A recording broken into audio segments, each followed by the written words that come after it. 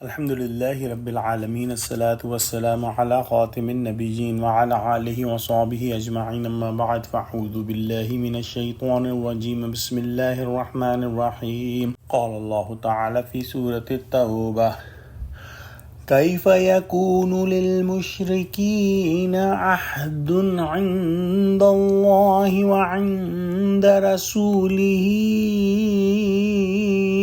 الذين عاهدتم عند المسجد الحرام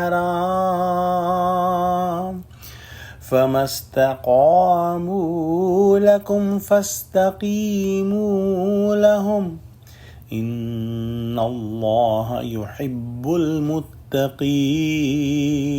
ترجمہ: بھلا مشرکوں کے لیے جنہوں نے عہد توڑ ڈالا خدا اور اس کے رسول کے نزدیک کیوں کر قائم رہ سکتا ہے؟ ہاں، جن لوگوں کے ساتھ تم نے مسجد محترم یعنی خانہ کعبہ کے نزدیک عہد کیا ہے، اگر وہ اپنے عہد پر قائم رہیں تو تم بھی اپنے قول و قرار پر قائم رہو، بے شک خدا پرہیزگاروں کو دوست رکھتا ہے۔ فتح مکہ سے قبل مسلمانوں کے یہاں بہت سے لوگ مکہ مکرمہ پر حملہ کرنے کے سلسلے میں تذبذب اور الجھن کا شکار تھے۔ بعض مسلمانوں کے بیوی بچے اور بہت سے کمزور مسلمان جو ہجرت نہیں کر پائے تھے ابھی تک مکہ میں پھنسے ہوئے تھے۔ اکثر لوگوں کو خدشہ تھا کہ اگر مکے پر حملہ ہوا تو بہت خون خرابہ ہوگا اور مکے میں موجود تمام مسلمان اس کی زد میں آ جائیں گے۔ اگرچہ بعد میں بالفعل جنگ کی نوبت نہ آئی مگر مختلف ذہنوں میں ایسے اندیشے بہرحال موجود تھے۔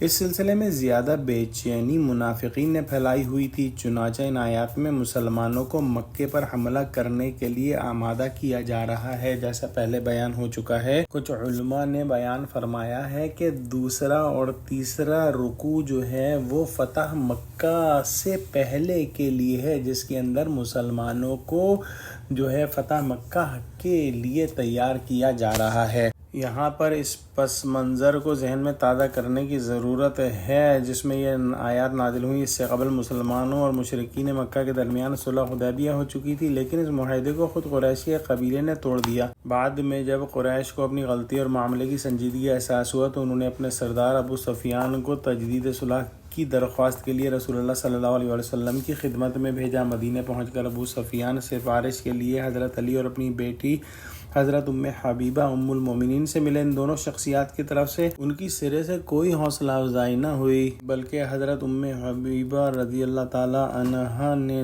تو ان کو اپنے گھر میں آپ صلی اللہ علیہ وسلم کے بستر پر بیٹھنے سے بھی روک دیا اور فرمایا کہ آپ اس بستر کے لائق نہیں، یہ اللہ کے نبی صلی اللہ علیہ وسلم کا بستر ہے اور آپ مشرک ہیں۔ اس کے بعد ابو سفیان اب کہتے تو کیا کہتے، بہرحال آپ صلی اللہ علیہ وسلم نے صلح کی تجدید نہ فرمائی۔ ان حالات میں کچھ لوگوں نے چہمگوئیاں بھی کی ہوں گی کہ دیکھیں قریش کا سردار خود چل کر آیا ہے اور صلح کی بھیک مانگ رہا ہے، صلح بہتر ہوتی ہے، آپ صلی اللہ علیہ وسلم کیوں صلح نہیں کر رہے وغیرہ وغیرہ۔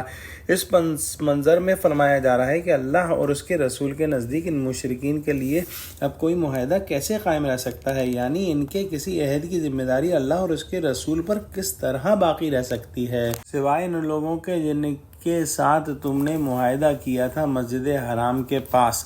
اس معاملے سے صلح حدیبیہ مراد ہے، یعنی جب تک مشرکین صلح کے اس معاہدے پر قائم رہے تم لوگوں نے بھی اس کی پوری پابندی کی، مگر اب جب کہ وہ خود ہی سے توڑ چکے ہیں تو اب تمہارے اوپر اس سلسلے میں کوئی اخلاقی دباؤ نہیں ہے کہ لازماً اس معاہدے کی تجدید کی جائے۔ رسول اللہ صلی اللہ علیہ وسلم کو معلوم تھا کہ اب مشرکین میں اتنا دم نہیں ہے کہ وہ مقابلہ کر سکیں۔ ان حالات میں معاہدے کی تجدید کا مطلب تو یہ تھا کہ کفر اور شرک کو اپنی مذموم سرگرمیوں کے لیے پھر سے کھلی چھٹی دی جائے۔ اس لیے رسول اللہ صلی اللہ علیہ وسلم نے معاہدے کی تجدید قبول نہیں فرمائی۔